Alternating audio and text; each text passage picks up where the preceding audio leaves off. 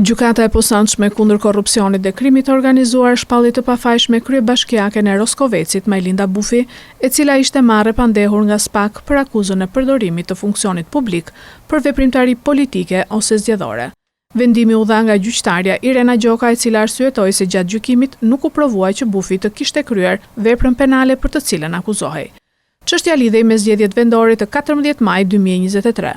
Sipas SPAK, në cilësinë e kryetares së Bashkisë Roskovec, Majlinda Bufi i kishte kërkuar një qytetari të mos merrte pjesë në votime dhe të mos angazhohej në veprimtari politike të forcave të tjera, duke ushtruar presion për shkak të detyrës që mbante. Hetimi nisi pas publikimit të një audio regjistrimi në media dhe më pas u regjistrua procedimi penal. Gjatë gjithë procesit gjyqësor, Bufi u hetua dhe u gjykua në gjendje të lirë, ndërsa i ka mohuar vazhdimisht akuzat duke deklaruar se nuk kishte ushtruar presion ndaj askujt dhe se ishte pafajshme. Prokuroria e posaçme kërkoi dënimin e saj me 1 vit e 6 muaj burg.